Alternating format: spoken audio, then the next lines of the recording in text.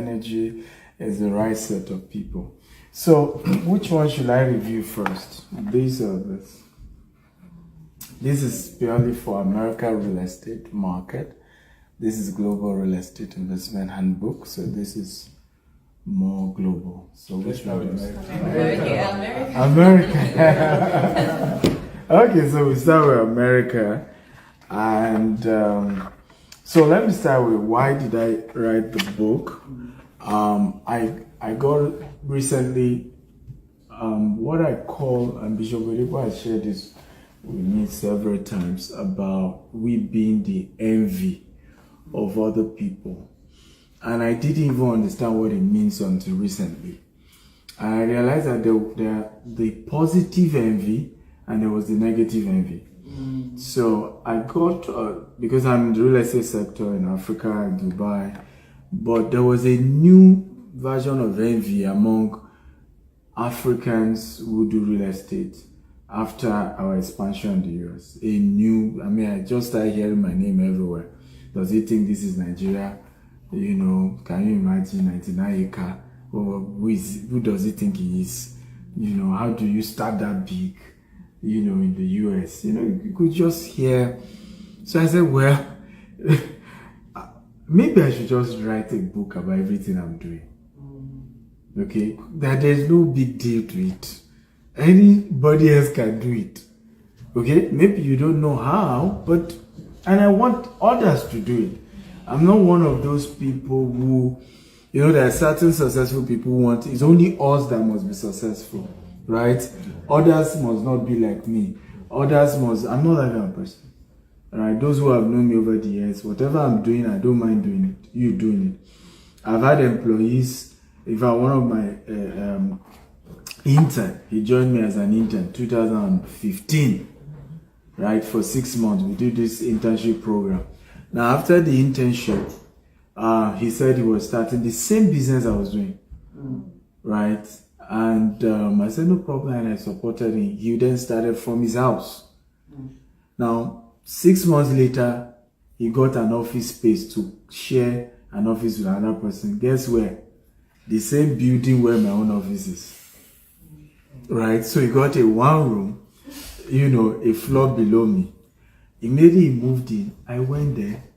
I even did a video. I said, look, if you can't afford me, come to him. Wow. Come to me. Come to him. Right?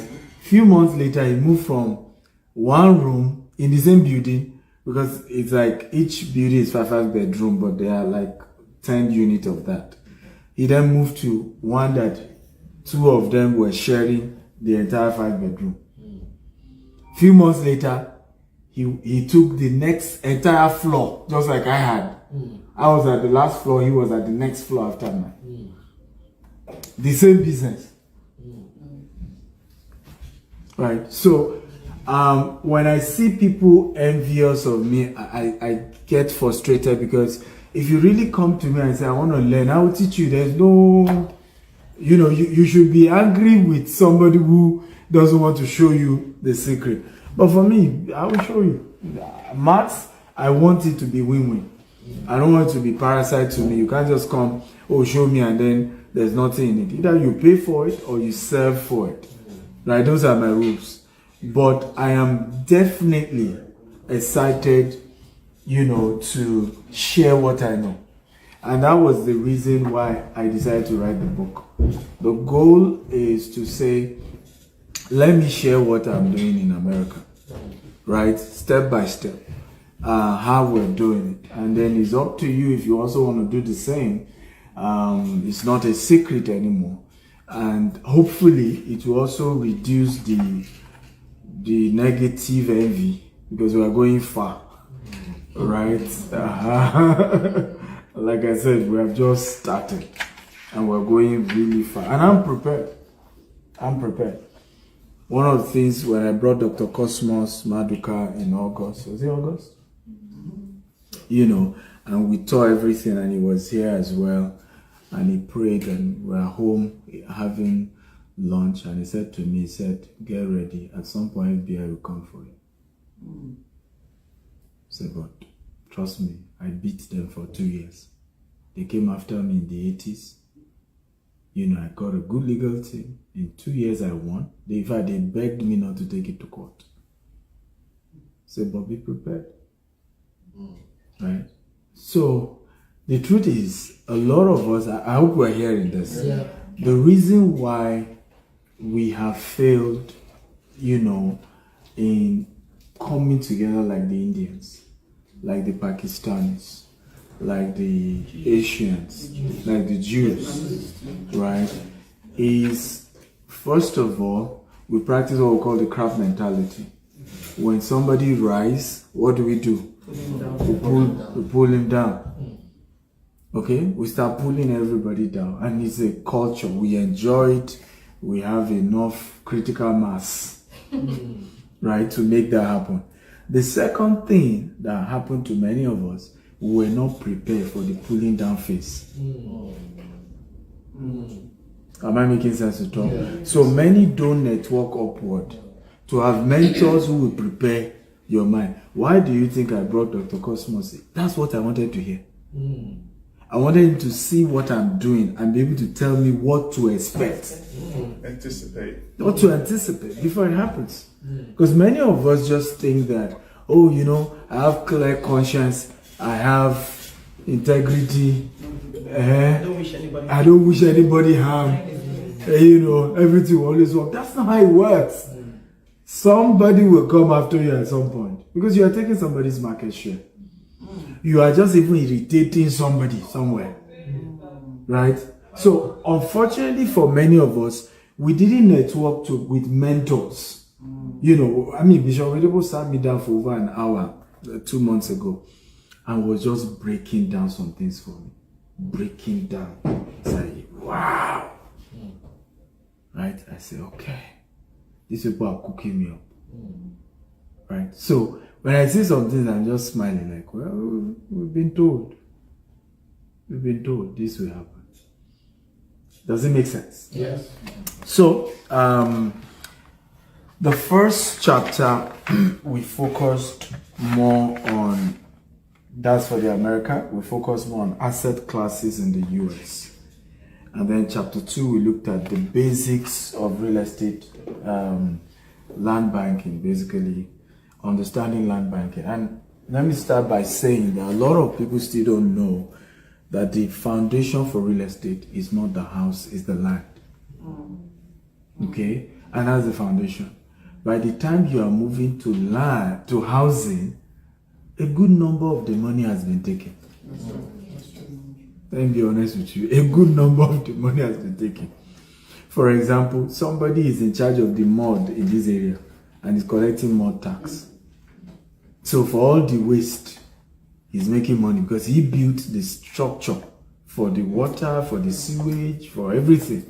And he's collecting money. But you can't even understand all that if you don't start with the land. You can't understand. Now, the biggest place to make profit in real estate, guess where? Is land. By the time you build a house, there's a limit to how much you can add to the house. Because when you want to buy a house, are you not comparing? Okay, 10 radius, to this place. Now you check how much are they selling their own house. How much? So if anything is 20, 50,000 above, you're not going to sell it. I don't know. Am I making sense at all? Yes. So the larger margin is when you buy the land. Because you can buy the land for peanuts. But guess what? By the time you put the house on it, you are selling it literally at the price of those who have. And because your own house is even new, it then even goes higher than those whose house is already 20 years old, 30 years old as at the time they are selling it. Is this making sense at all? So the foundation for real estate globally is land banking. And if you can just understand how land banking works in this part of the world, and there's no better place to do land banking than America. And I will say why. Why is because in America there's data. In developed parts of the world there's no data. So by the time you're doing land banking, it's just assumption. We think maybe Moe will do well. and we think maybe Bejuleki has future. You know, it's just an assumption. But in the US, there is data to tell you where development is moving. There's data to tell you that in the next few years, this is where, this is even the intention of this particular city. They want to become industrial. They want to become tech. So you can go and position on time. For example, our Brookshire, the entire Brookshire is going to be more commercial than Katy. Okay? Now, what does that do? It creates deficits in residential. So, by putting residential in Brookshire, I will make probably more money than even probably Katy. Because there's too much competition of more houses around Katy. Katy is very much residential neighborhood in a way. There are not too many industrial, projects. I'm not making sense at all. Right? So, when it comes to a land banking, it's really good to understand, and I shared a lot of secrets about land banking in the book, particularly when it comes to America. And I want to encourage you. You don't need to start as big as I am. Right? 1 acre, in a place that has a long-term development, secure it. One plot, even if you can't do 1 acre. Right? And as a company, we're going to be pushing a lot of lands. A lot of lands, because the proof God has blessed you, for those of us who are religious, is that God will give you land. Right? God will give you land. That's the proof. Land is the proof, because the owner of the land determines the religion of the land, determines the law of the land, determines the culture. In your house, who determines the law? You determine the law. So, the owner of the land determines what happened. For example, if all of you here now were born in the Middle East, you can't tell me you'll be a Christian. It won't happen. Just by the virtue of being born in the Middle East. Am I making sense at all? If your ancestors were to have been Hausas, there is a higher chance, at least 70% chance, that you will have also been a Muslim. So the owner of the land determines the religion, determines the law. That's why there are only three people called Lord. Right? God, a judge, and a landlord. Wow. Right? Owner of a land. Right? Because you are really the Lord. You are the Lord. So, in chapter 3, we looked at 3 capital financing choices. How do you get funding? A lot of us make this funding thing look ridiculous.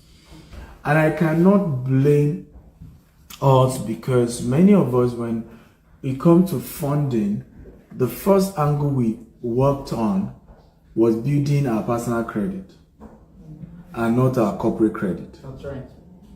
You will be shocked to know that till today, I just even got a social security and landed projects alone that we have already committed to.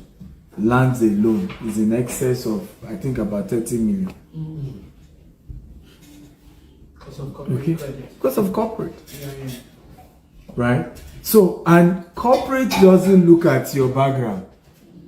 Am I making sense at all? I hope we are getting powerful secrets here. Yes. Right? Because we all started, and we have this mindset that, don't worry, Dr. Stevie, you see, it's personal credit. If your credit is bad in this country, you are done for. I was sharing the same thing with somebody in the UK. She wanted to buy a property, and she said they didn't sell the property to her.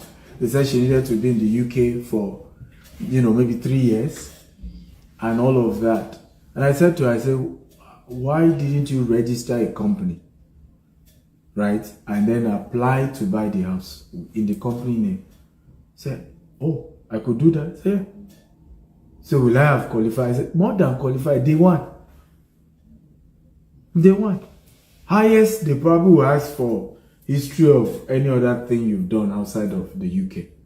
Highest. Are we learning here? Yeah. So every one of us can do big scale projects in real estate as long as you think what? Corporate. There's a limit once you go too much personal. My own personal credit, my own personal this, my own personal that. That's right. Make sense at all? Yes. Right? So in the book we talked about the various options in raising capital. Syndication, for example, is what the Jews used to control America today. If we can put our phones on silent. Right? The Jews don't have the history of being rich when they moved to America. Remember, many of them were even fleeing from war, Second World War. Right? So it wasn't about personal wealth that got the American Jews to control American economy. What they use is called syndication. Right? It's syndication. And it simply means, another word for syndication is called crowdfunding. That's right. Right? Let everybody bring our resources together and we set up one person. And then we move to the second, and we move to the third, and we move to the fourth. A matter of time, we'll build something massive. Massive. When you look at what the Indians, one of my partner here in the US is an Indian man. And you know how I did a deal with him, $3.3 million. And so the day I was visiting the property, you unassuming, you will not believe he owns that kind of thing. So she said, oh, my house is not too far. If you don't mind, you can visit. I said, why not? Me, I have learned over the years, when people say, come to my house, yeah, it's a humble pride. Eh? And they are subtle about it. Oh, you can just take tea. I say, I will follow you. Okay? Only for us to get to the house. It's an amusement park. Water park. Because it's over 25 acres. One man. One man. So after taking tea, at that point, you are becoming humbler. Right? The 3.3 you did with him, you know how you just say, come on. you know, sometimes you do certain big business with people and you feel good with yourself. But when they show you certain things, your wins will start coming. So I said, well, I still have some other projects I could show you around. Houston, there's opportunity. I said, of course, let's go. Guys, in 2 hours, this man showed me over $200 million project he owns. And guess what happened to me? Can anybody guess? I was angry with everyone who had gossiped about me, telling me I was thinking too big. I was too angry. But there's somebody who is doing it. So why did somebody feel I was attempting too big? Right? Because he doesn't have two heads. He's an immigrant like me. Because I had to ask him, he's an Indian. When did you move to America? He shared corporate America for many, many years. He didn't even start until virtually I started business before the man. And he's built something this huge. But guess where his funding comes from? Outsourcing. Outsourcing, but from his church. His Temple. He's always in the temple. Right? The people in the temple, they discuss, they come together, they say, oh, we trust you. Boom. And you know what got me more angry? There are just 70 of them. Oh my God.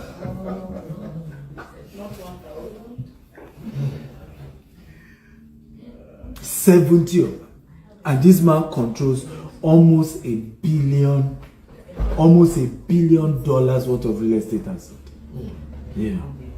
Man of God. You need to teach me how to dress young. Eh? Are we together now? Yes. Just 70 people, guys. 70 people. And this guy has used 70 people to control almost $1 billion worth of real estate asset in this Texas. So when I was done with that talk, I was angry. I know. Our people must get sense by force.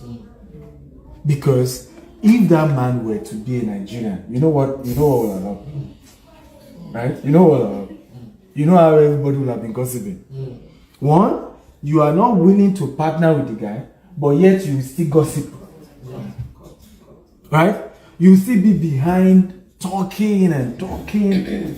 One of my friends, who is also a client, I mean, we've known each other from university days, and he was sharing with me, he said that one of his friends called him and said, I'm close to that Katie, I'm even close to his office in Katie. And I've seen some of those projects, I know those places, but where did he get the money? Where did he get, you know, I've seen you and him, you should know. Is it possible for anybody to just move to Texas and then acquire 99 car, start doing all of these things? Where did the tell us? Are you sure it's not money laundering? Right? So I decided to write this book so that people know the secret is there. There's nothing secret about anything. The secret is just that we are bold. Tell your neighbor, be bold. Be bold. We are bold. That's all. We are bold. What's the worst that will happen? We will fail. Then we'll try it again. Yes. Then we'll fail. Then we'll try it again. Then we'll fail. We'll try it again. Then we'll get it. Yeah. Then we'll get it. What did Donald Trump have to become the president? Boldness. That's all. What's the worst that will happen? Okay, if I did not even attempt to go again, they probably will still lock me in jail. No be so? Yeah. Yeah. Come on, talk to me. Yes. But if I attempt it, maybe I will win. Yeah. Maybe. But let's go. And the rest is history. Oh, sure. I know we Nigerians don't like him because either your cousin will be affected. Or No judgment zone. either you or your cousin or someone is probably going to be deported. So I get it. Trust me. I remember my neighbor, because I live, where I live, virtually everybody's Republican. And so I'm the only black. And so my neighbor, my husband said, my husband, funny enough, is a Trump fan. So she wanted to give me all this there, because they all put, they are voting Trump. And I said, you know, I'm black. I said, when my guests come, some of my guests, they just come back. Because of a Trump. No, sir. I said, so, yes, I support Trump. I'm a Trump guy. But most of people like me, most of people like me don't like the guy. So let's not push it too hard. Right? But trust me, I'm Trump. Okay, are we getting value? Yes. So in chapter 5, then we look at the US real estate market and investment mindset. So here we took time to say, how do you even have the right mindset for real estate? Right? Because real estate is long term. And for those who are looking at quick fix, right? Who are looking at, shortcuts, you won't go far in real estate. It's long term. Right? Our Brookshire project is project 2030. Right? So it's long term. And you must build the resilience for that long term. Are we together now? If you want it, okay, I jump in. And I think that's one of the reasons why a lot of our people are not successful in some of these kind of businesses. Because we want it quick. Right? If you study Donald Trump, his real estate journey, you see that many of these casinos, they were long term.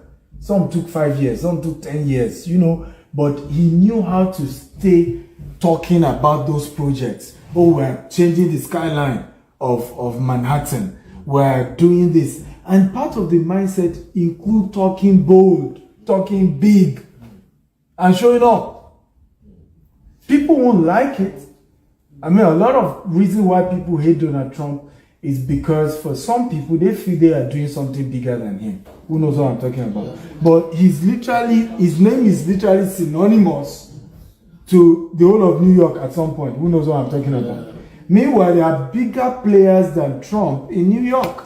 And he literally turned New York like he was his city. But guess what? The man understands branding. You understand, Brandy? How many of you know Dan Foster? Yeah.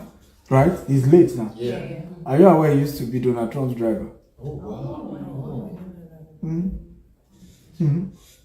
So I will share with you mindset. We're talking about real estate mindset. So you know, at some point you get close enough and you become friends. So at some point, him and even though he was Donald Trump's driver, they were like, you know, paddy kind of relationship. And one day Trump was telling him, he said, "Do you know why almost every city in this country, right, there's a Trump Tower there,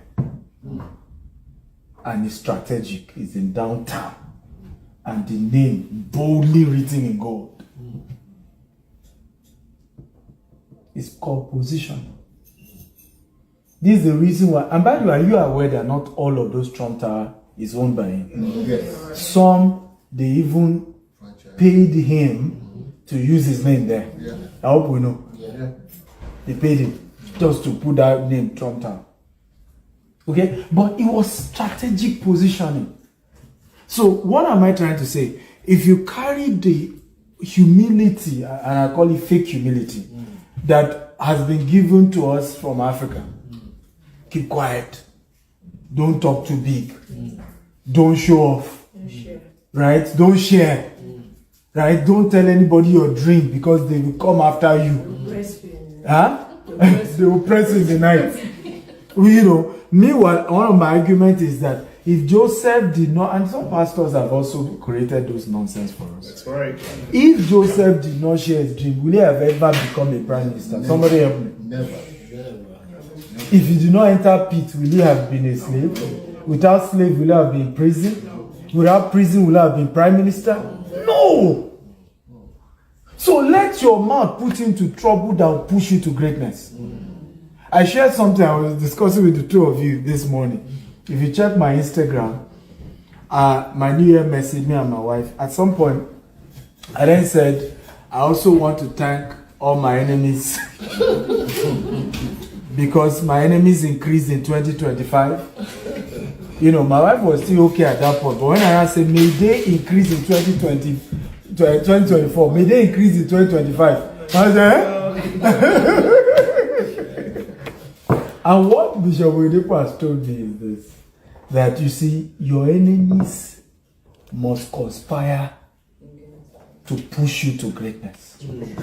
Are you aware that some people have moved to greatness because the enemies were gossiping about them in front of the person who eventually became their helper? And there was no way the helper would have heard of their name. Free publicity. If not for that gossip. There's no way. Like, the person who eventually helped them will not in any way have heard of them. If not for that gossip. Let me say this and let me say it well. Those at the top, really at the top, admire those facing fire. Dr. Cosmo was sharing, he said, when I heard that Alain Onyema, FBI is after him, I called him. I said, well, Alain, young man, welcome to baptism of fire. 1980, FBI came after me. I got a good lawyer. 2 years I won. So get a good lawyer. You know, I wish you all the best. Now, people who are not near customs, what are they doing? I'm fighting. I'm with Alain. FBI.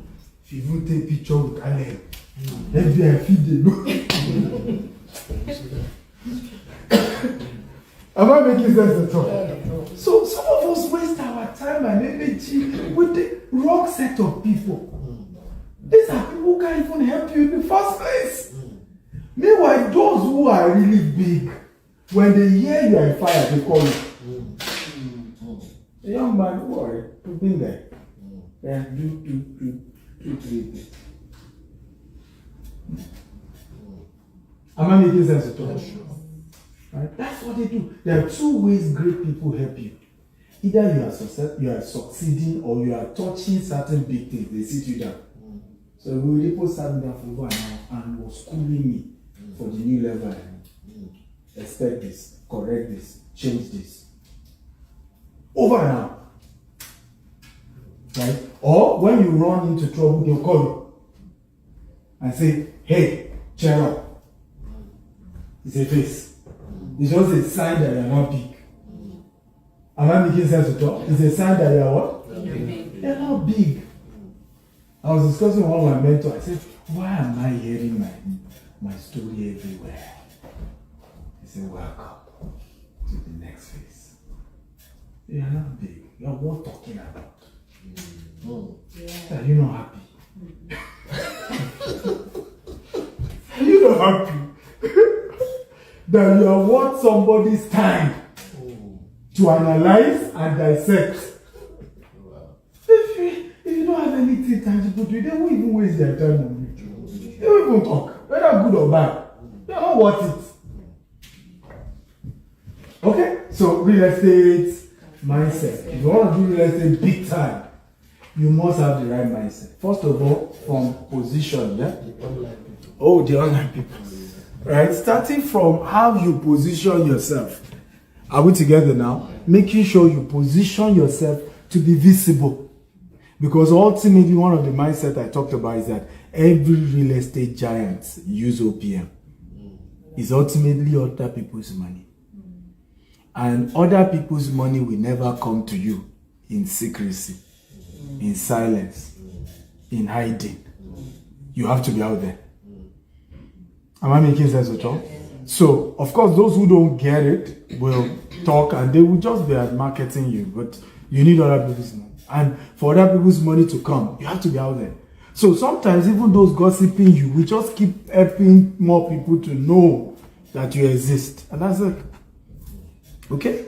Chapter 6, we look at the secret of real estate riches and we focus more on locations. How do you dissect the right location? How do you position, right, for the next wave? The biggest in Nigeria, for example, of our real estate asset is in Ibeju-Lekki. And the reason was because I positioned for Ibeju-Lekki when I heard of Dangote Refinery. The project hasn't gone far when we started trying to get land. The first land, I lost money. The second one, I lost money. Third, I lost money. At some point, I lost about 200 million, including investors' money. I'll never forget calling those investors one by one and begging them. About 10 I had gotten that time. I said, I'm sorry. I lost all your money. You know, I said, but give me time.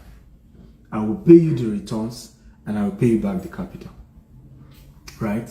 I want to get, come in. You can have your seat. You can register, put down your name and then have your seat. Are we together? Yeah.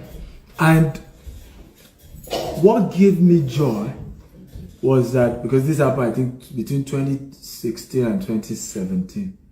By the end of 2018, I had paid all of them. Money from coaching, money from, I should have paid them. And guess what? When we relaunched our investment, right, I was wiser. And some of those people were the first to say, this man has integrity. He has integrity. He lost the money. He told us he lost it. And we knew he lost it. But he paid us back. Paid us back. Today, you'll be glad to know we've paid over $1 million to different investors of our syndication. Paid, not that we'll pay, as returns. I thought you would clap. Right? So when some people don't like me, some people like me because I've made them rich. And those ones I've made rich are praying. How many of you agree with me? Yeah. Occasionally I get my top client reaching out to tell me that, Dr. Stephen, don't worry, we are praying. Anybody we have added them to our prayers. Because you must leave. You are the cash cow. Right? You are the cash cow. Are we getting value? Yeah. Come on, are we getting value? Yeah. Chapter 7, American real estate business. We looked at it as a business. Chapter 8, how to start real estate development in America. Because real estate development is another thing. We looked at the metrics on the phases of real estate. What's the first phase, what's the second phase, what's the next phase. For example, who can guess what phase of real estate development are we now in our US operations? Anyone? Randomly guess. What phase? Real estate. Madam, you're looking at you were in my class now. By the way, we have a real estate investment masterclass today, starting today, 2 p.m. to 7 p.m. and tomorrow as well, 2 p.m. to 7 p.m. I normally break down the 7 ways to make money in real estate. It's one of my best classes if you can. It's paid, but trust me, it's one of the best foundation you need in real estate. But anybody want to guess? Land bank. Foundational steps. Please clap for you. You got it right. Okay? In the metrics, there are about over 5 phases, right? The first phase is land banking, then we go to land development, then we go to building development, and land packaging, then building development. You know, so there's a whole phase to it. That's why I said real estate is long term. It's not a short term thing, right? So we are still in the land banking phase. We're acquiring more land, getting more land. You know, heavily doing that for the next 2 years. Heavily doing that. This year is still going to be a bit tough, and it's still the best time. Are you aware in one of the land we acquired in Richmond, we got $1 million discount? There's no way we would have gotten that if the economy was good. So I always go into a market when there's blood on the street. I will never enter a market when it's good. Right? Because what happens when you go when the economy is bad, what happens? You get things cheaper. Get things cheaper. You buy land cheaper, you get all manner. All manner. I say I had one of my clients, you know, about $3 million is due. I'm supposed to pay that end of January. I had a meeting with him in this office. I said, look, I can't meet up that January deadline. Okay? He said, how much do you need? He said, let's look at April. He said, you have it. If the economy is good, okay, don't push me, come on. Am I making sense at all? So there is that understanding we must bring to the market to understand the phases to it. Chapter 9, how to make your first $1 million in US. Chapter 10, how to build wealth in America. Chapter 11, use real estate how USA real estate market, how to make good money. Chapter 12, how to start fix and flip business in real estate. And then we have bonus chapters. We looked at practical real estate in US, particularly Houston, Texas. We look at testimonies from some of our investors about the book and about the author. How many of you think this is a good book worth reading? Absolutely. So, I want to ask for a favor. I want you to buy more than a copy, so that anytime somebody is gossiping about me in your presence, just say, you know what? You know, the guy has put the thing in the book. Everything is doing. Go and read it. And then let's do the gossip after you are done with the book. Any question on the first book? And then I explain the second, then we'll take question. Right? Any question on the ABCs of real estate investment in America? Any question? No question. By the way, let me celebrate my very good friend, Apostle Promise Adeyemi. You know, the only fine boy apostle me I know. You know, Gen Z, dressing, even though he's almost 50. You know, and he has refused to show me how to dress in this. Please let me celebrate you one more time. Thank you for coming. I hope you will pray with us when it's time to dedicate the book, right? Okay. So the next book is called The Global Real Estate Investment Handbook. And this one focused majorly on the entire globe. We looked at 4 continents, Middle East, which is Dubai, which you know we operate there big time. Have Dubai is very, if we are not moved to Dubai, we will not be in the US. Right? A lot of what I learned from both the success and failure of Dubai gave me the boldness for what we're doing in the US. You can't do real estate in Dubai and not be bold. Because I have seen us sell an entire tower of 2,000 units and we didn't see the land. And construction has not started. And it's sold out in 1 hour. Yes. Welcome to Dubai. Yeah.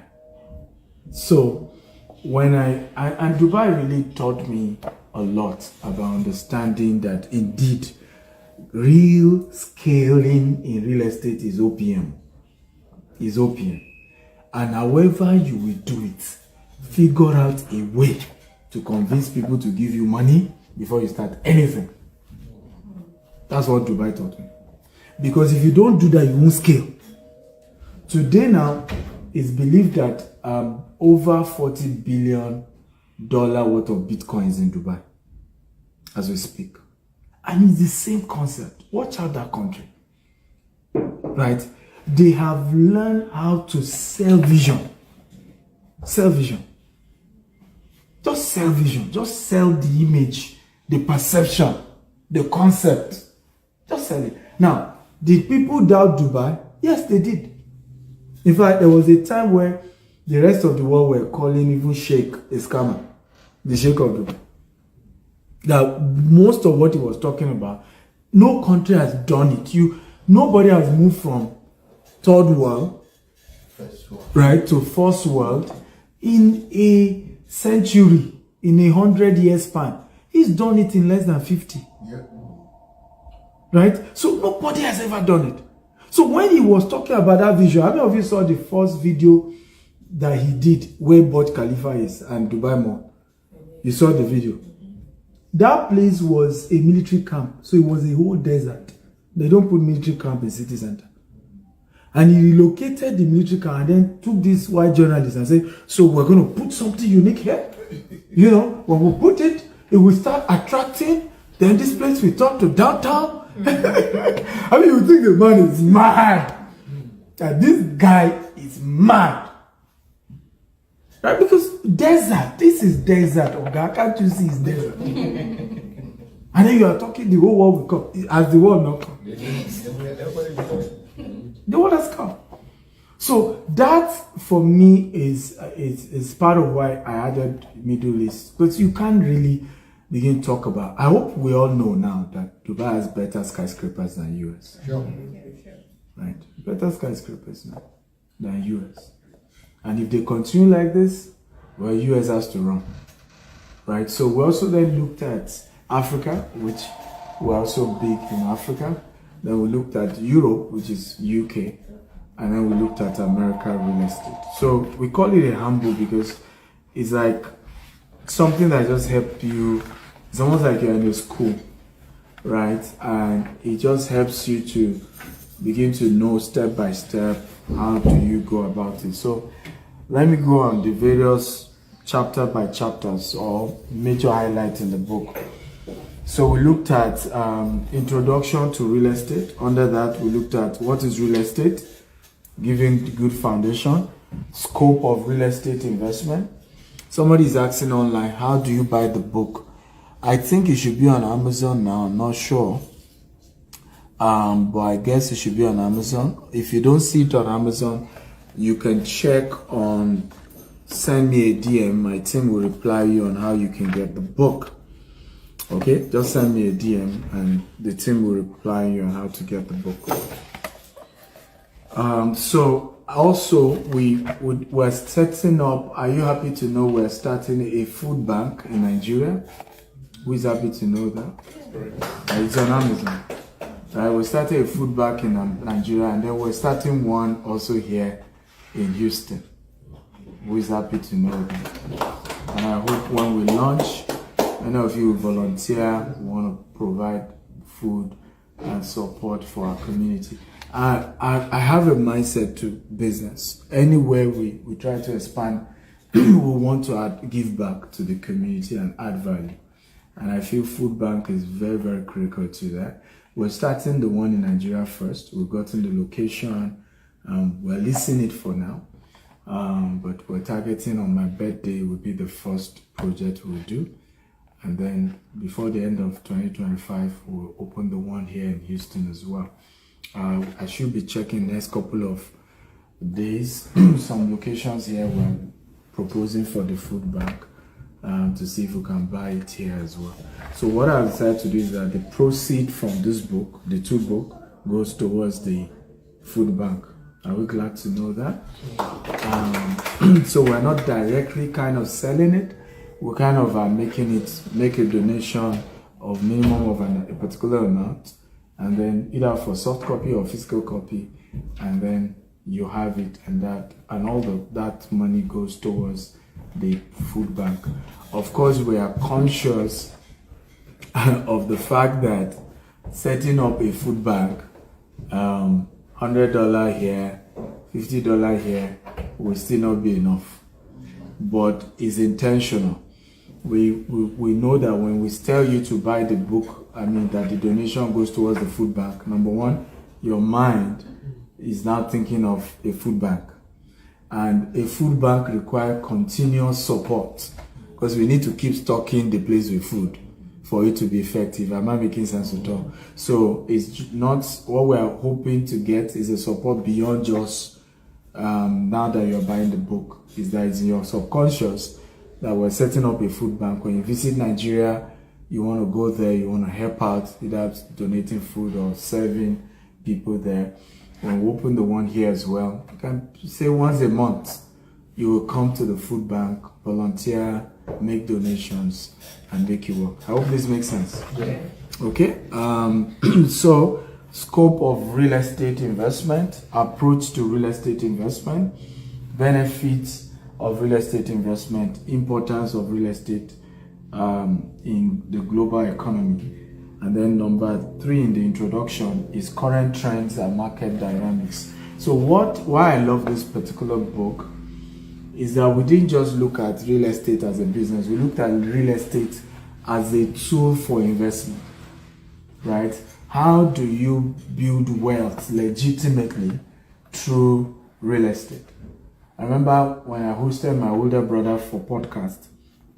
I don't know if some of you watched that because that part also I think trended a bit, and he was reminding everyone his decision, which myself and my older brother have the same mindset, and he's also a multi-billionaire, very successful.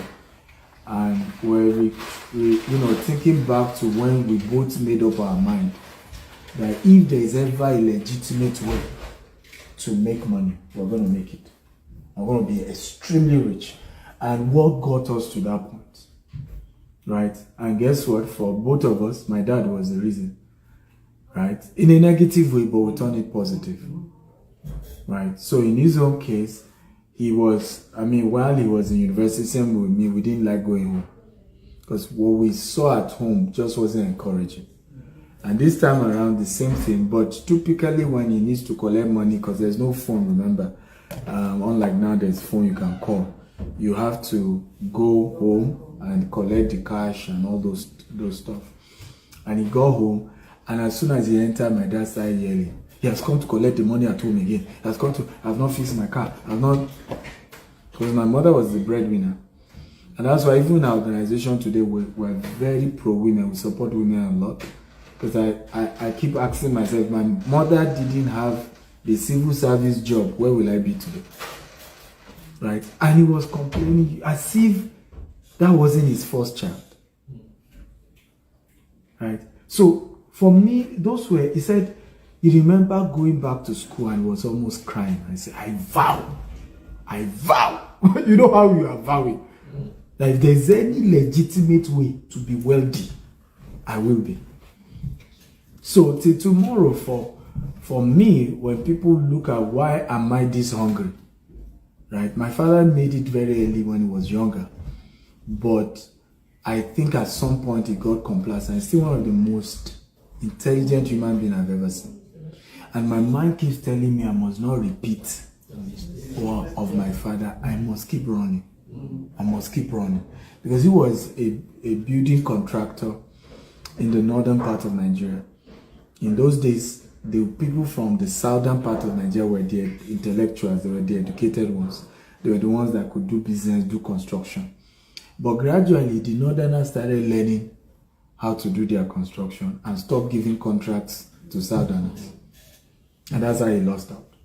So I grew up meeting a father who wasn't responsible for the family. He was a preacher, CNS in those days. And it's still the reason my brother refused to. There's been chance to make him a pastor, he refused.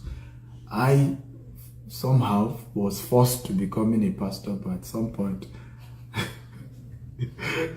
at some point I had to focus more on business. Okay, than pastoring, yes. Because at some point I was very active in pastoring in Winners Chapel, but poverty was also knocking at my door. small. I was not repeat what happened to my father. I had to hand over the zone I was pastoring, hand over everything and focus fully on business. And today I'm happy that I'm still able to support the work of ministry. Who knows what I'm talking about? And we need more people who can support work of ministry. Who agrees with me? Right? We need more, particularly in the end time. Is money from business that you use to defend your faith. You know what I'm talking about. Okay? So next we looked at globalization effects, technological advancement, sustainable green estate. Now, I may not have informed you, our goal is to build green and smart homes, not just normal kind of houses.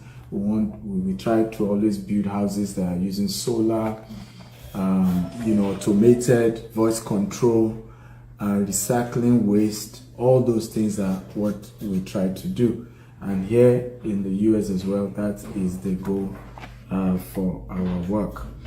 And we talked about the effects of that and the benefits of that. Demographic shift, economic and political factors, because you have to understand that politics affects real estate.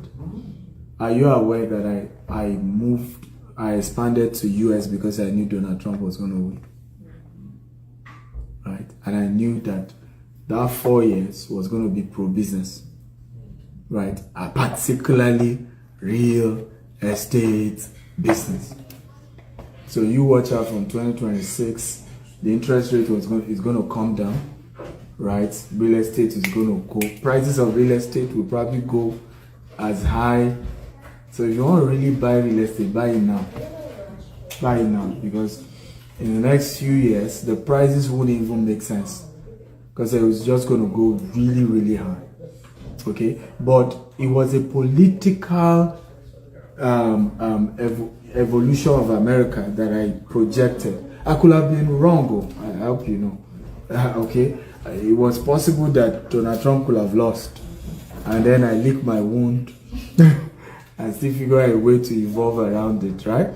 But for me, it was part of the calculation, right? That if Trump could only win, right, I would say I have 1 more year to also buy. So last year was acquisition.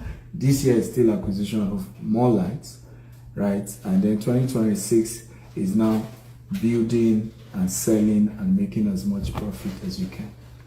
Is it making sense? Challenges and considerations. So we looked at, we must be honest with you guys, there's a lot of challenges to real estate.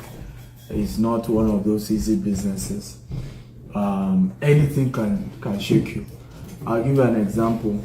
In our Nigerian business, last year was a very humbling year. By the way, we arranged food for everyone, so please don't be in a hurry to leave. Last year was a very tough year for our real estate business. We had started expansion here in the US, hoping that our investors in Nigeria were going to be able to invest in what we're doing in the US. Also, our Nigerian business and Dubai business was also going to be able to support, particularly the Nigerian business. Only for us to move from, is it 500 naira to $1? Right? So at some point, when we had committed to some of the properties here, we had moved in the Naira equivalent, but guess what? We're 40% of what is required. I don't know that you understand. So, for example, for $1 million to move here, we are targeted 500 million converts. We have $1 million, right? So now you move 500 million, and guess what you had? About $200,000 or 200 and something. So that was one major thing we didn't plan for, setback big time. Another setback was also our customers.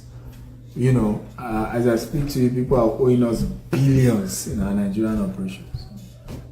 Billions. In fact, I don't know how many of you saw it. We had to do a press conference. Do you see it? To say, look, we are buying back the land. Right? There's no point deceiving ourselves. If you cannot finish your payment by January 15th, right, you don't have land with us again. And of course, by the way, be ready. People will carry my name up and down. I'm used to it. I hope you get used to it if you like me. Because if you don't like me, you can join them as well to talk properly. But you must understand that when it comes to business, there will be what? Challenges. Right? And you better prepare for them. Particularly real estate. So we then did a worksheet for chapter 1. So we make sure that where you can checklist actions. That's why we call it a handbook. So you're able to, literally it's like you're in a class and you have activities around it. So I really love the book. Chapter 2, we looked at my biggest secrets to success. Number 1, power of relationship. But I want to say this. Please, everybody hear this. Under my secret to success, power of relationship with people that matter. That's it. Right? And people that matter are not always rich. Yes. So don't get it twisted. That's true. Don't get it twisted. People that matter, sometimes they matter financially. Sometimes they matter in terms of political power and influence. Sometimes they matter in terms of strategy, in terms of media backup, counsel, spirituality, right? Like Apostle here, right? So you must understand the place of those kind of relationships, because sometimes our mind is just money. Some people, what they will give you is more than money. And sometimes they matter with people they know. Exactly. Yeah, the second degree or third degree connection. Sometimes, let me give you an example. Some rubbish did not touch me in Nigeria because of some people see me with. It didn't even touch me. People only say it. Right? Someone was sharing with me, one of my colleagues in real estate said, those people in government, they respect you. So when they demolish our estate, they don't demolish your own. I just laugh. Right? By just associating with certain people, some people just leave you. They think twice. Yeah. Am I making sense at all? Before. So when we say power of relationship that has helped me, it wasn't always about money. There are people who are richer than I do. And I'm saying richer, and I keep giving them money. Dr. Cosmo shared in one of the podcasts I host him. So when I started giving money, I was like, what's this guy up to? But it was what opened the door to him. His PA sent me a message 2 weeks ago. He said, aside these two people, you are the only person in 40 years. His PA has been with him for 40 years. That is not around Dr. Cosmos for gold digging. Say in 40 years. So I just saw the gift you brought. Right? So sometimes, I hope we're learning here. Because if we don't get it right, some people that, in fact, Dr. Cosmos put it this way, he said, if a rich man wants to cheat you, he will give you money. Right? He gives you money so that you can go and you leave him alone. Yeah. And he's not able to really dissect his secret to you. So when you meet really successful people, Am I making sense at all? I don't care how rich they are. If I meet Elon Musk today, God knows, the last thing that will come to my mind is that Elon Musk should fund me. And it's not because I don't need money. Yeah. But that's the last thing. If I can just know what Elon Musk know, or how he source for fund, leave me with it. I'm a young man, my brain works. I will replicate the same. But to think that my purpose of getting close to Elon Musk, and I've built relationship that, it took them 3 years to become comfortable with me. Because they were like, what's he after? This guy is after something. He, like all of them, he will soon come and beg for money. Right? In fact, one was so shocked. I went to his house, massive house. And people go to these people's houses in Banana Island, very huge. And you are thinking of, so they are even this rich. What can they do? And I was thinking of what is not yet in the house. And I noticed there was no big portrait. I told her, why don't you have portraits? This. I said, I'm organizing a photo shoot. When are you available? Can we do tomorrow? I now started chasing them for photo shoot. Right? Eventually we did the photo shoot, we did the portrait. I didn't know why they were reluctant to do the photo shoot. So after we did the massive portrait, they loved it. The wife now called me and said, so how much is our money? They thought it was a business. So when I now said, no, it's a gift. Gift? How? They were shocked. Exceptionally shocked. Because they are not used to it. People from our culture don't give rich people money, they collect. There is a hidden agenda. The day they start getting close to a rich person, there is already an agenda. What can I get? What can come? And so it's always a strategy. Always a strategy. Are we learning here? Yes. So please, can I give us an assignment if you don't mind? 7 multi-millionaire in Houston in the next 3 months that you'll be their friend. Yes, let me tell you this secret. If you want to be a friend of somebody way richer than you, you have to swallow your pride. Because they will shakara you for a while. All the ones I know did the same. You know why? Not because they're arrogant. They are not sure of your motive. And people have done them shaggy. You know what I'm talking about? Yeah. People have done all manner. So they will first look as if they are dodging you, but you go closer. Build the relationship. Right? Ask to come to their house. Right? Bring gifts. Ask to follow them to golf course. Ask to help them with whatever you can help them with. Right? But 7. Who wants to do that? 7. Right? The assignment I gave my team, my mentees, is 20x. 20x. People who are 20 times richer than you.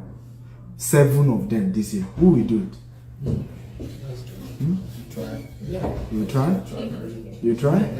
So the beginning is make a list. Let's make a list. That's the beginning. Make a list. When you are done with your list, the next thing is now, how do I penetrate? This strategical. This is you plan it like what? May I ask you a question? Yes. Would that be a form of skimming? No. That's what it is, really. Isn't It's it? not. Because about my type. It's scheming, but not negative. Yeah, it's scheming, not negative. And they will know. They will know. Dr. Cosmos knew what I did to get his attention. He said it to him. So you think they don't know? They know, but they're happy that you did yours, because some other people have done scheming only for stealing from them, only from extorting, only from, do you get it now? So they're happy with your kind of scheming, but it will take them some years to know that you are genuine. That's what I'm trying to say. Right? And that's what I'm preparing you for. Because it will take some years.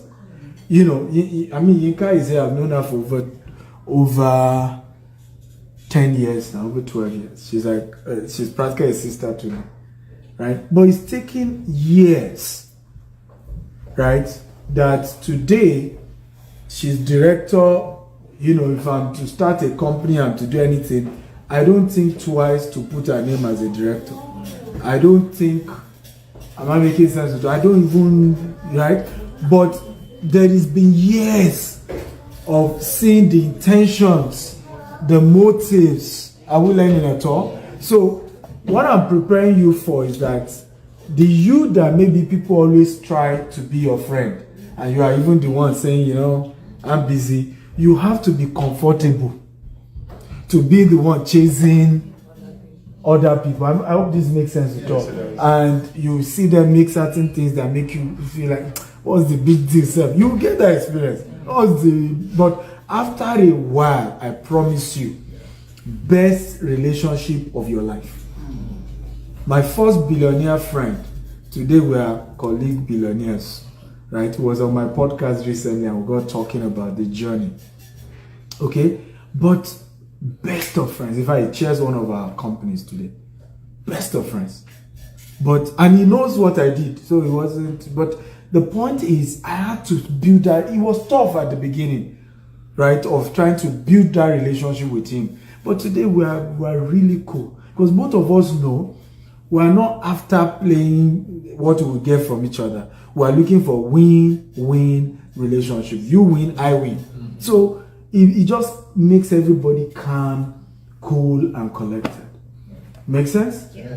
So we'll start with 7, right? At least start with the wealthiest ones. Later, like I told you, it's more sophisticated than that, right? Some is not about money. It's about strategy. It's about where they are going. It's about, and that's what Elon Musk did with Trump. I hope you know. He aligned to Trump on time. It was an investment. I hope you know. Over $100 million.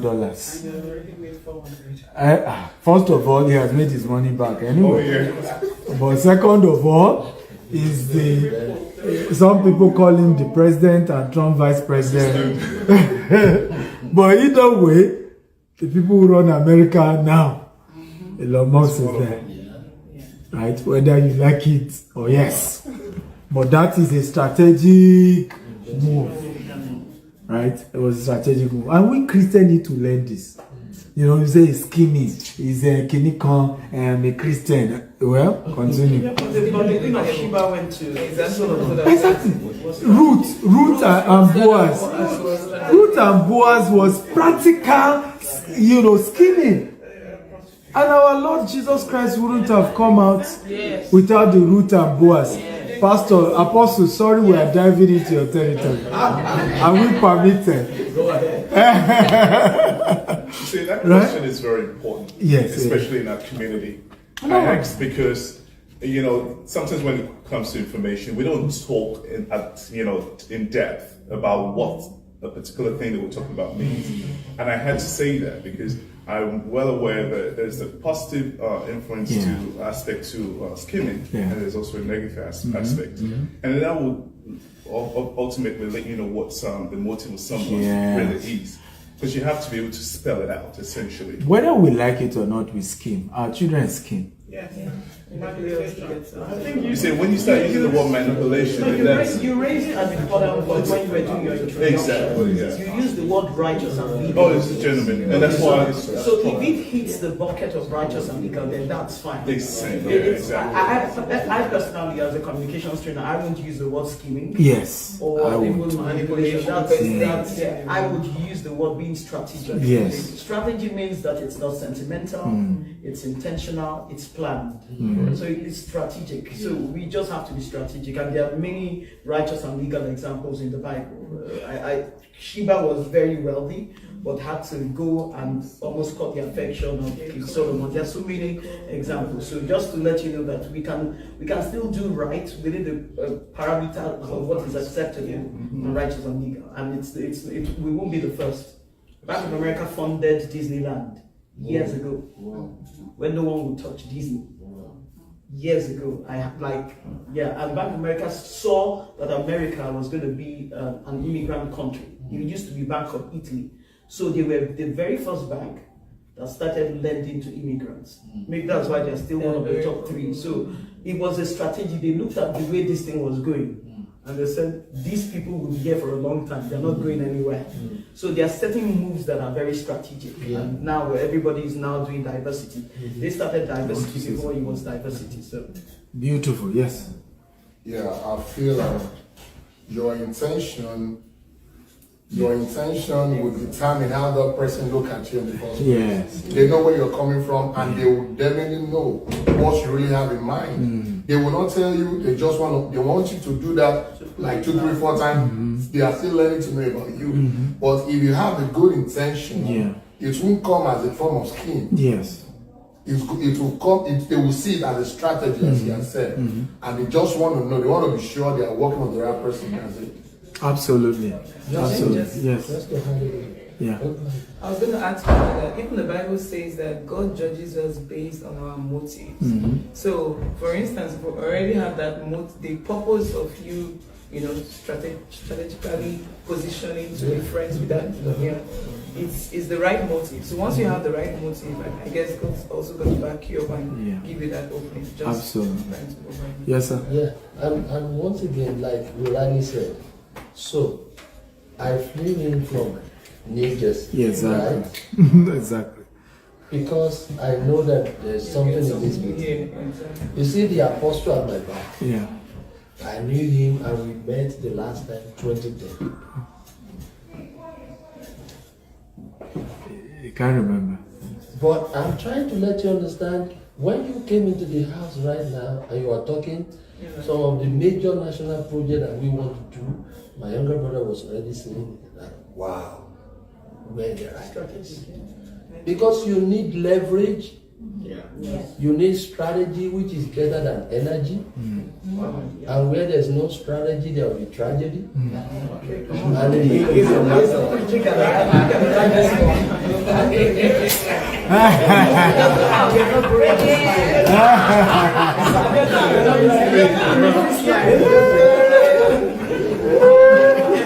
Yes.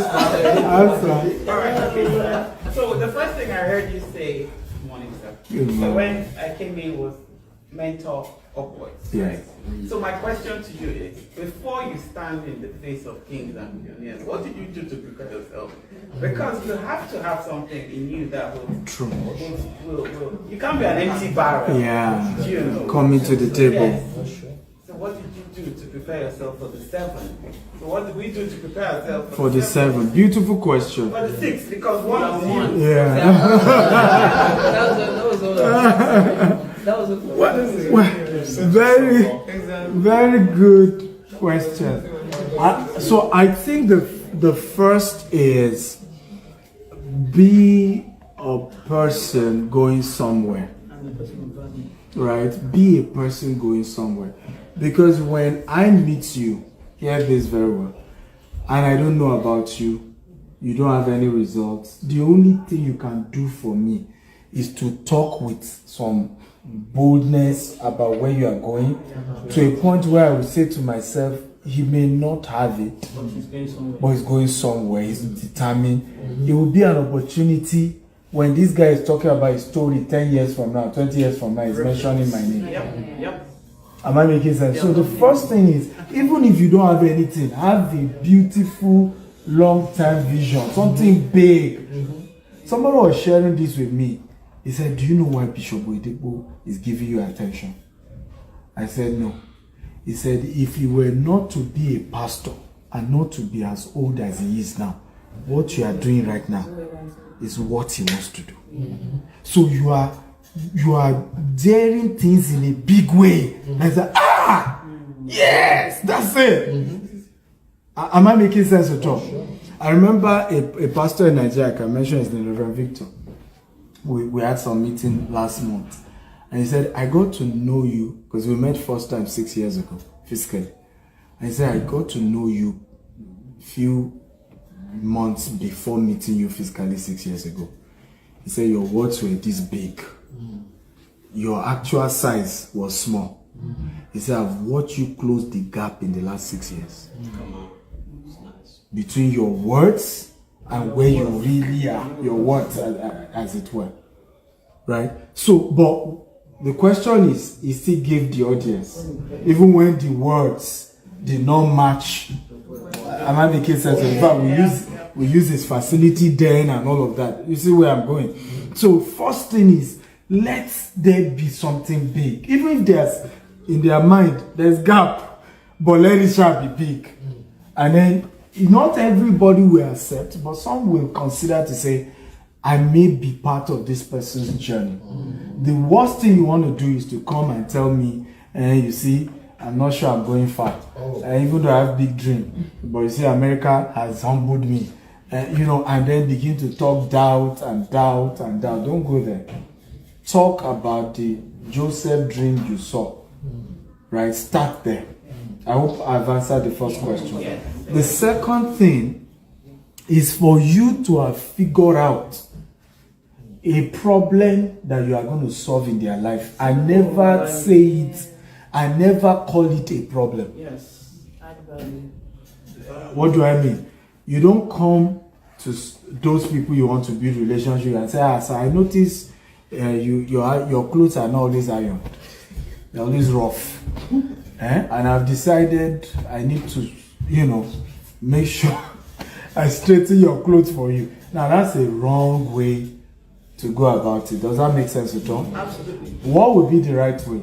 Get your tailor. Yes. And say, sir, this guy sold some of the best suits in the world. Yes. Right? If I see his profile, I've asked him to sew some for you. That's a more dignified way.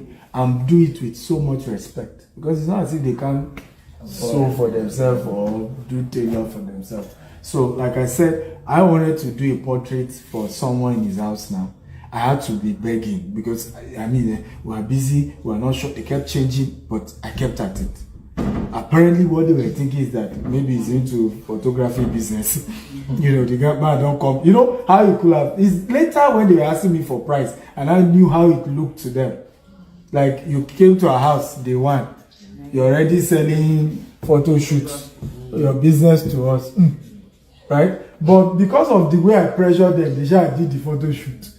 But they now respected it when I said, no, it was a gift. Right? It was, you don't need to pay me. Are we learning at all? So come with a value, because what that does is that now they feel they owe you and they feel they want to pay you. And so each time, I remember this story, I'll never forget. This young man, I known him years ago, and on and off, he was my mentee. He used to come to my office way back, and at some point he became very successful and he cut off from me, right? And I was just seeing, how people are doing things, they're all over. I'm like, I'm not sure, because when you know somebody's story, like, this guy, this is the best time you should have come to me, now that he's doing well. Right? Because in fact, the last time I had to tell him I don't want to see you again because he did something. But of course, he didn't come until the thing crashed. He was doing this investment, the whole thing he lost over $1 billion. Ran away, came to meet me in Dubai, was owing house rent, right? Came with his, so yeah, he came first. And then I remember after counseling, how many of you have ever had such? I know was to promise probably will have had such. You finish counseling somebody and you feel so drained. Anybody like that? Like drained, like physically drained. Alright? Empty. Now, what was painful for me was, I was now asking myself, what is in it for me? I couldn't see one thing. One thing. And do you know, even if it was apple the guy had brought, apple, I probably have taken the apple and be eating and say, well, after all, there's an apple. You know how you just feel, I've been used, but is there anything that I can console myself for this level of usury? Now, that is what mentors don't want to have experience. Right? They just, like I said, bring me a venison. That's the whole idea. Right? If something will go out of me, bring something. That's why I never go to any of my mentors without a gift. I don't do it. I don't do it no matter what. I'll bring something. I just hate going there empty. It's not about the volume or anything, but I want to go with something. Right? Sorry, that's my wife. She likes taking pictures. you know, and Your beautiful No bride. apologies. and Dr. Stevie, your beautiful bride. yes, my one and only, no other. The power of resilience and risk taking. This I want everyone to probably even start with reading this. Right, resilience and risk taking. I remember, you know, one of my partners is here, Mr. Dapo. Wave your hand. The last time, you know, he dropped me home after a negotiation. He said, Dr. Stevie, you have committed murder in this American real estate. So you've gotten away with things that nobody has ever gotten away with. Nobody. I remember some land, I would tell him, let's cut it by 1 million. Sir, they don't negotiate like this in America. This is America. Like this is America. They don't negotiate. Wait, this is not Nigeria. It's in Nigeria that you will negotiate. Then I said, but hey, put it out there. We have nothing to lose. We have nothing to lose. You have to take risks, guys. And unfortunately, it's not in our DNA as people of color. We don't come with the ability to take risks. It's not there. It's white people that have it. Because of the way they were raised. I saw a picture of a white man throwing his son, small baby, into the pool. And then with something, and then he floated back. He entered really down. And like, there's no African mother that will try this for. There's no African mother. Like, from the top, then throw your baby into the pool. No way. No way. So, by the virtue of how we're raised, we're always scared. We don't want to take risk. We are told to be careful. Even with relationship. Shora, that guy. Hey, it's just the way we are raised. And I want to beg you, if you want to do real estate, you must have boldness. You must be bold. Are you aware that I can't count more than 3 estates in Lagos that I bought that did not put ritual? And I'm not talking that we're winning. We are finished paying. In fact, one, my staff were doing defense. Naked women came with incantation. Moving around, all workers ran. Everybody ran. And then the next morning we got there, we saw all this there, calabash, all this there. Right? And we still use our hand to remove it. You know, we do have some. If you are not using something, you're using for something. I would say everybody is using something. If you are not using something, you're using for something. If you're not using something, use your mouth. 5G.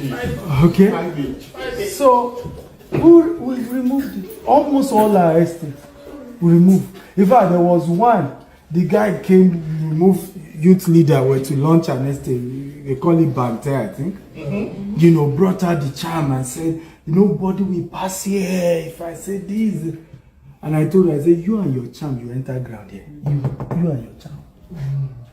Right? When we're done, you know, of course, people gathered, you know, later came and apologized to me.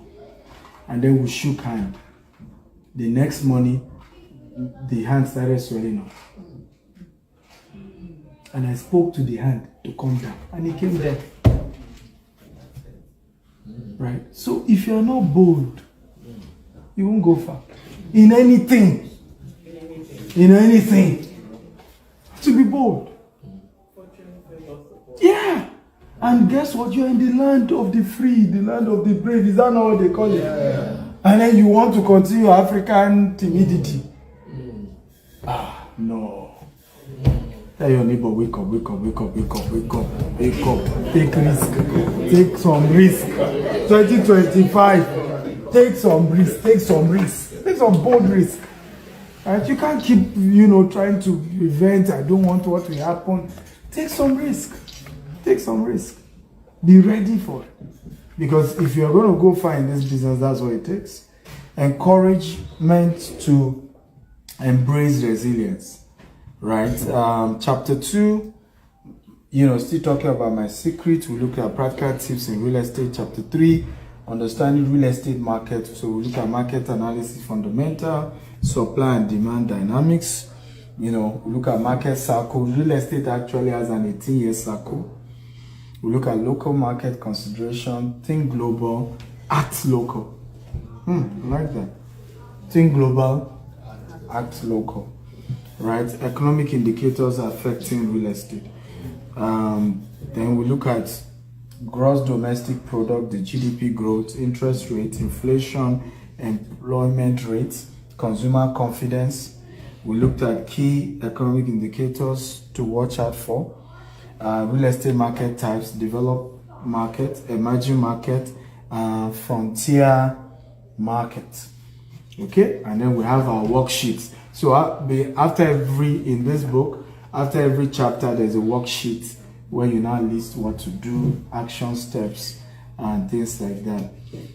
Chapter 4, we look at real estate investment strategy, buy and hold, fix and flip strategy, wholesaling, house hacking, real estate syndication. Are you seeing that it's quite detailed, right? So it's not just motivational. There are real raw data, real raw principles to really help. So I want to ask a question. This season in the US, what do? Do you buy and hold, or you fix and flip?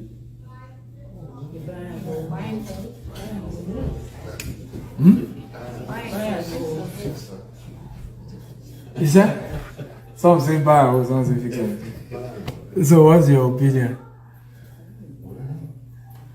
I think it's also based on every state is It's both ways. It's both ways. It depends on location. And currently the economy is getting better as the interest rate is dropping. And definitely you have more buyers out there. Not really fully yet. Yeah, not fully in time as it goes. So for you could hold. Yeah, but these are the times to prepare. Okay, yes, sir. Oh, okay. What I want to say is this. People should just prepare for every period in real estate, in Houston and America in general. Your situation determines whether you buy and hold or you flip right there. There are some people holding right now and they are in debt. And there are some people flipping and making millions. Number one location. If you want to buy in the far north of Houston and you want to hold, you might be there for a very long time, no buyer on the market for 8-10 months. It's something you could have just flip and make your 45-50K, do another deal right there immediately. It depends on the situation and location, what you do. Beautiful. I mean, you're all correct. I will say that, and I think this is important. What exactly is your strategy from the beginning? Right? From day one. Because your strategy into starting a business is very critical. Are you starting with a long-term view, or from day one you came in to just, and I think this is one of the biggest problems we face in our community. Most of us are hustlers. We are not real long-term entrepreneurs. A real entrepreneur is thinking long-term. Of course, with a strategy to sustain himself in the short term while he's waiting for the big breakthrough. Am I making sense at all? But unfortunately, many of us, when we start business, every time is short term.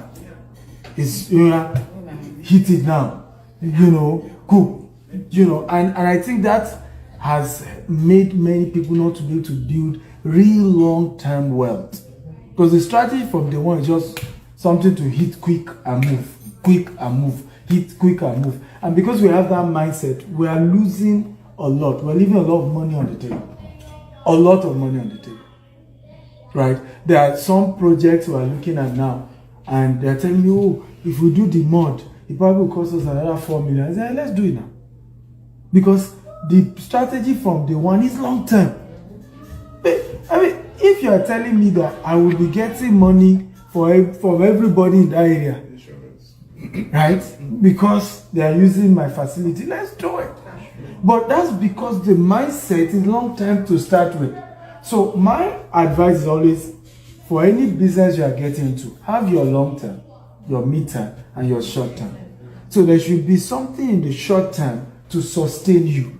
But that shouldn't be where your breakthrough will come from. It's just to keep body and soul together while we are going towards that big, For me, that's my approach all the time to business. And I want to advise, we'll talk more about this when we start the 2 p.m. class, for those of you who are part of the Real Estate Investment Masterclass, that you will never get here and overcome the survival mode until you have taken care of your personal finance. Can I say that again? You will never, right, get to that place where all your businesses, you are thinking long term until you've taken care of your own personal finance. As long as school fees is still on the way, mortgage is on the way, right, it will cloud your judgment from making long-term decisions. You keep shortcutting, you keep taking the short, end of the stuff because I have to pay this urgent bill. I have to pay that urgent bill. And that's why we all have to restructure our finances this year such that, one, we ourselves are not the liability sucking the business from going far. Right? That there is a discipline required to allow the business grow. Are you aware? I mean, my Nigerian company alone is owing me over $1 billion. Owing me over $1 billion. I've had to, even some money, because I also sell for the company, I'm entitled to commission. Many of it I've had to put it back into the business. But of course, as a loan that they will pay me back, I'm still waiting for I'll collect my money, so don't bother. Some of you are worried for me, I'll collect my money. Okay? But are we learning at all? So if I myself am the problem of the business, today I take this out, I take that out, right, because of my own welfare, then that's where the problem really is. If I have a situation where I've had to go and do things for the company, right, in certain locations, and I'll put a seminar, I'll put a conference, are we together now, so that I can at least money to cover some of those costs, right, will be taken care of at least a good portion from that conference, so that I'm not a liability to the business. Is this making sense at all? Yeah. Come on, is it making sense? Yeah. Okay, so long-term strategy, right? Hello, are we here? Yes. So long-term strategy.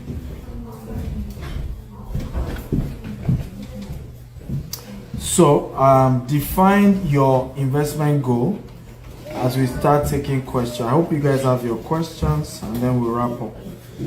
Define your investment goal, evaluate your capital and risk tolerance. And that even answers what you were saying. What is your risk tolerance at this moment? Right? What can you endure at this moment? All this has to be analyzed. Then we looked at introduction to land banking. My favorite is land banking. How to start land banking. Scout major metropolis and city using Google Earth to analyze trends. Build wealth, through strategic land banking and desired generational impact. Okay? So I can go on. I will have to stop here. See? These are how you will learn. You see, we won't live here. So this is huge. Yes. So I'll take questions. Yes. You can clap if you want to clap. So are you familiar with subject to real estate? Subject to real estate. Are you familiar with that? Subject to real estate. Subject to. Subject. T-O. Yeah. Okay. I may know what it is, but the term, you guys use a lot of terms here. Oh, so you need to explain. Where you as in payment, paying up the loan. So let's say somebody can't pay for their house anymore, you just take over the payment of their house, and then you get the deal to the house. Yes, and then but you're not liable for the loan, and you can take the house outrightly from that person and sell it off of them and make the profit. Well, we didn't talk about it in the book, but another book then. Another book then. So let me read what it says here on Google. It says is subject to deal in real estate is when a buyer agrees to take over the mortgage payment on a property from the seller who remains liable for the mortgage. The buyer becomes the owner of the property and can rent it out, fix it or flip it. Can sell it. Yes. And can sell it here. My own knowledge about subject to is this: if somebody is clapping behind on the mortgage, you put up a notice to help them. You take the mortgage over from them. But there are a lot of documents that comes in the process. You are not just coming to take over their monthly mortgage and leave their monthly rent and leave the mortgage aside. Everything comes interwoven. The mortgage lenders know who you are already at that point. You sign paperwork from them and you are into it together, but you are the one paying them at that point. No. So you just go to the escrow. No. This is how it works. And there is another I have one. done it over and over again. I know. And there is. It's sounding more like the one that, like, No, you have the you're tax saying link from the county, then you have the one that, if like they hold the HOA money, the HOA now takes the person to court, they get judgment, you take over the property for 2 years. That one is auctioning. It's not auctioning, you take over for 2 years. So- if the person does, So let me you say can redeem. one house. I know what One house. Let me say first of all that one of my biggest thing when it comes to real estate is scalability. There are two things I look out for in business: universality and scalability. Right? If it's not scalable, I'm not interested. Right? There has to be enough meat. Right? So if I'm having to buy 1 unit, I hope you know that most of what I do is not the 1 unit and 2 unit. I'm not into all of that. Right? Can we build 400,000 units at once? Can we do 1,000? Even if it takes us 10 years and we face it out. That's what I do. Right? So again, some of these things might be good to start with, and there's nothing wrong with it. You may start with one project and you move to the other. But with me and what I do, it has to be big for it to make sense to me. Right? So I don't even touch or look at anything that we are not looking at scaling it long term. I don't even touch it. Right? And most of what we discuss in the book are things you can literally scale at a larger number. Of course, it doesn't mean, this can't be scaled. But day one, can I get into a project where I am doing 200 units? I'm doing 400 units. I'm doing 500 units. For example, one of the stuff we're working on here as well is multifamily, where we have one that, Tidwell. No, not Tidwell. That's we are constructing. The ones we are buying, and then we'll seek permits, right? And while we're taking the rent, we have about 4 that we're about to. We've not closed yet. We've not even signed one other contract. Right. So in those situations, we've seen some, for example, that there was one I saw that I really want to go for. It's I think 1.something million, 1.4 million. Remember? Right? And for me, it's just 15 units or so. But the goal is to demolish it and then go four-story high. Are we together now? So I'm demolishing it, one house. Are we together? Please come. I'm demolishing it, and then I'm turning it from 15 units. Are we together now? Straight to what? To about 60 units. Right? There's another one over 100 units, but there's enough land beside it and in front of it, right? And we can still do more. So those are, for me, what I look out for. There has to be enough meat in it. And it does not mean you shouldn't start small. Life is in phases, men are in sizes. You live your size per time. I mean, I have been in real estate alone for 10 years now, right? Business for over 20 years. So, you can't compare with me. But what I think we miss oftentimes in business is to think of universality and think of scalability. From day one, is this thing scalable? Can I move from just doing 2 easily, right, to doing 2,000, right? If it's not such a business, I don't even want to touch it. I'm not interested. Because the stress is one. Why not go? I tell people sometimes the physical stress of trying to make $100 million is the same as $2 billion. Physical strength. Mentally, of course, is a different ballgame. But most times, the physical energy is virtually the same. So why not just go bigger? Of course, considering mentorship, considering experience, and a lot of other factors.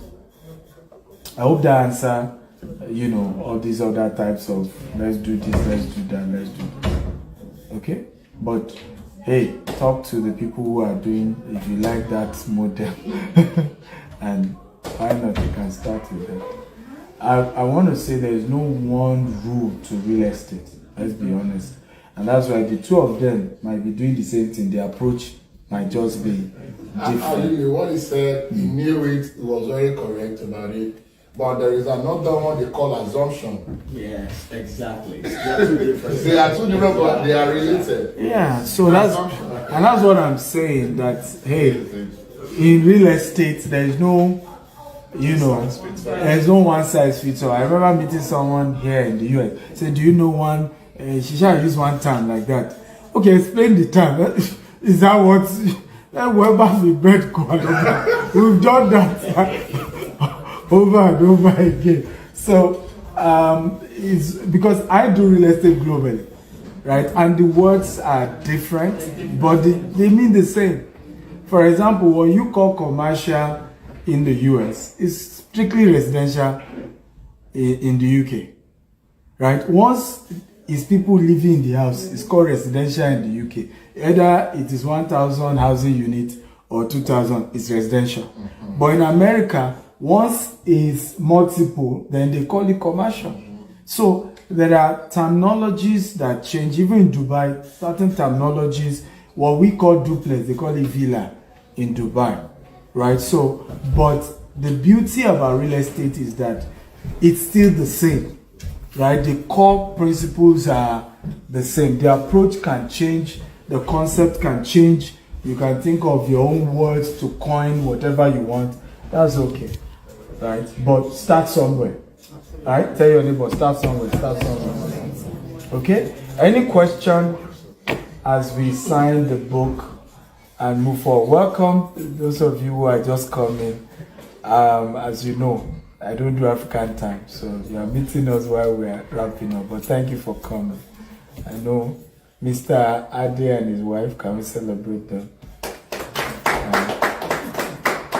Thank you for coming. Yes, any question? No question? Yeah. Yes, sir. I came here anyway. After going through the book, is there any way, in case you have any question, to still be able to reach out to you for further clarification or explanation? Well, to reach out to me, yes. The answer is yes.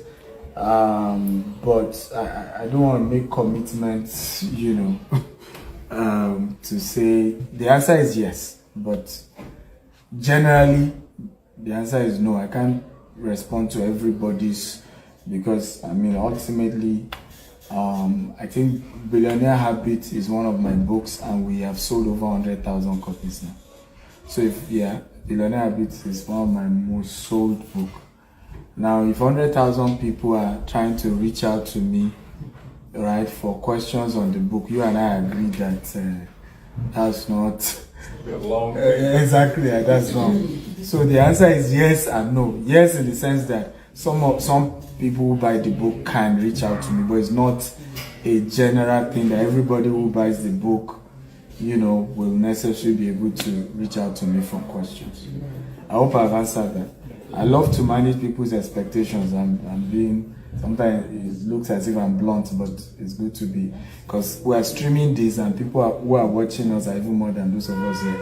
And someone say, but you said, some even will cut the video clip and say, you said you answer everybody's questions, so depends on the relationship we have. Definitely, I'm available. Any more questions?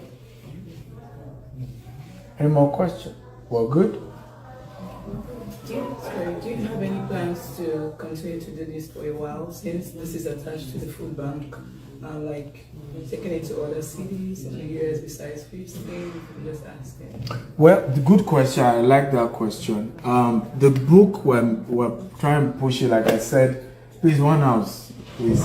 All proceeds from the book is going towards the food bank. We're opening a food bank in Lagos, and I'm glad to say that by first week of February, the Lagos one will be fully operational. We've already gotten a location we're leasing. It's a warehouse, and we're trying to probably do test run on my birthday on 28th of January. The one for Houston, the food bank in Houston, we have some agents who already have some locations. I will be seeing them, and hopefully before December we'll have opened the food bank in Houston as well. Are we happy to hear that? So proceed from the book goes towards that. One, we are trying to push it online, and you can join us in that course to get more people. They can donate as little as $20. They have access to the book, so it's win-win. They can also buy physical copy on the website. We ship it to them anywhere in the world with a donation of $50, $100, thereabouts. So those are how we're pushing. Now, visiting other cities, I'm doing a Canada tour starting next weekend. I'll be in Canada, Toronto to start with, then I'm in Nigeria, then in March we continue the Canada tour. The American tour, yes, I intend to do the 51 states in America, but I am not sure I can commit to it this year. But I will see how many states I can visit this year. Yeah, I like to do these things. The way Mr. Ade is looking at me like, yeah, but I love to travel anyway. But I'm not sure I can do the whole of 51 states this year, but I will make an attempt, right? But generally, I go around, I do a lot of book signing, I connect with people. It's something I even do before we started the football concept. But yes, we need volunteers as well, particularly those of you who live here, because once we open the food bank, we need volunteers every now and then for the food distribution and things like that. Okay? But how many of you think it's a good thing for us to do? I'm not even sure there is a Nigerian founder of any food bank in Houston. If I think it was, I'm not even sure. So I think it's even a good thing for even our narration as a community of immigrants. Is there any? Not individual, but religious organizations. Oh no, of course, churches do that all over. That one we know. But I'm saying that a Nigerian founded a food bank in Houston. I'm not sure there's any. And like I said, these things are good for our community because they all